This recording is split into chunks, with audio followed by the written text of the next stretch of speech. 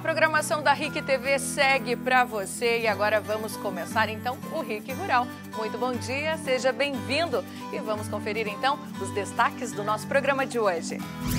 Numa conversa com a nossa equipe, o presidente da Associação Catarinense de Criadores de Suínos falou sobre a influência da Operação Carne Fraca no mercado da carne suína. As propriedades rurais que aderiram ao programa SC Rural, mantido pelo governo do estado, cresceram mais de 100%.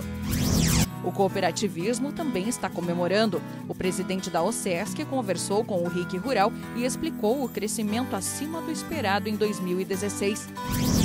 E que tal fazer uma cuca de banana neste feriado? Esta é a receita de hoje no quadro Sabor da Terra.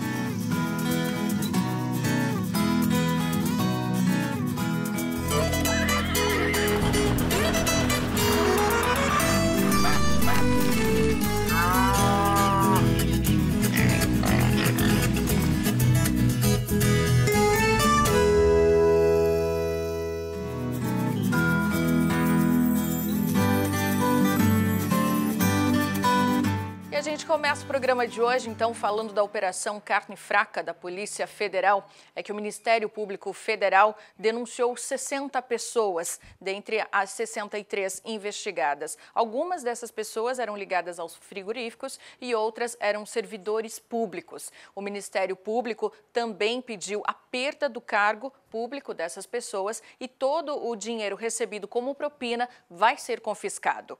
E o Instituto Brasileiro de Defesa do Consumidor divulgou uma lista com os produtos feitos por esses frigoríficos investigados. Nessa lista tem as marcas, o lote, a data de validade e também o problema encontrado em cada produto. Tem irregularidades que não fazem mal à saúde, como o uso de ácido sórbico, amido e carboidratos acima do permitido.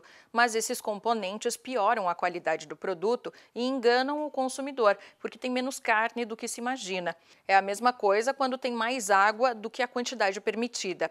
Em outros casos, foram encontradas bactérias que causam diarreia, vômito e infecções.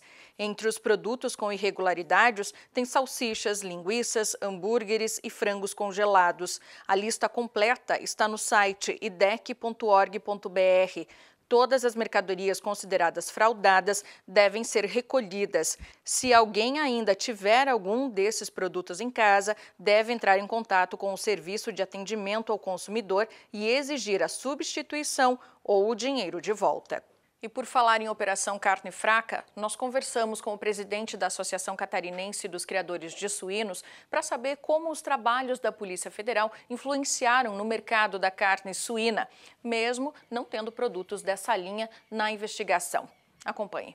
Osivane, primeiro queremos agradecer a sua presença aqui em nosso programa, em nossa programação, e dizer: o que a gente pode falar sobre essa operação? Ela continua tendo reflexos, respingando em outros setores produtivos, a exemplo da suinocultura?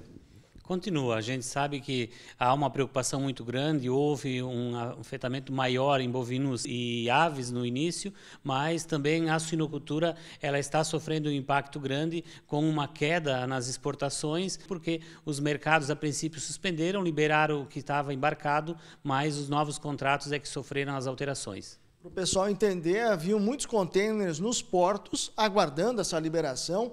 Então, alguns órgãos governamentais foram lá, acabaram fazendo umas tratativas para liberar esses embarques. O problema é o que vem agora.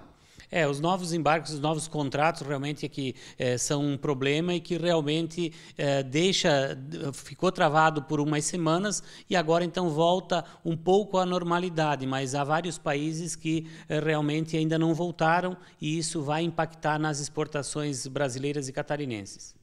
O integrado também houve uma baixa de pelo menos 10 centavos em grande parte das cooperativas e também o reflexo, ou pelo menos o que os cooperativistas dizem, as agroindústrias, é resultado dessa operação.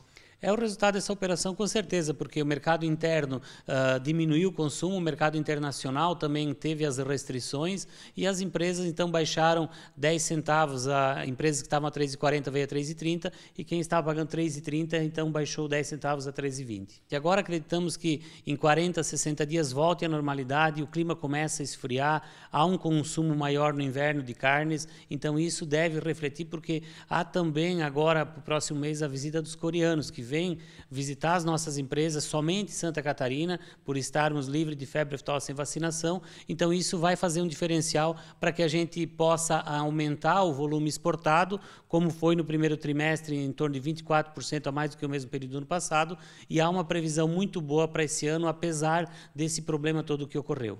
Dependendo dos sindicatos, enfim, de todos os órgãos que defendem o produtor, existe uma luz no fim do túnel, algo positivo para se falar?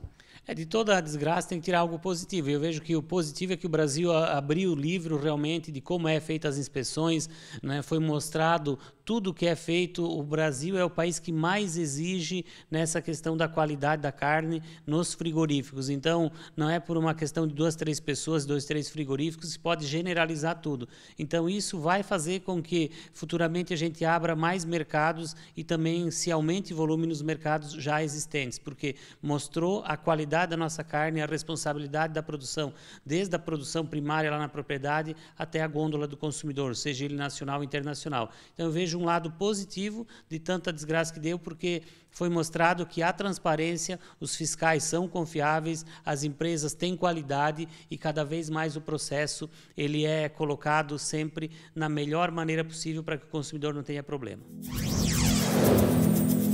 O quilo do leitão, com mais ou menos 22 quilos, começa a semana ao preço de R$ 6,27 em Rio do Sul, R$ 6,48 em Criciúma e R$ 6,60 em Chapecó. Depois do intervalo, nós vamos falar sobre as novas regras para quem quer construir ou comprar um imóvel no meio rural. E vamos ver também o crescimento que os agricultores familiares de Santa Catarina tiveram com a ajuda técnica.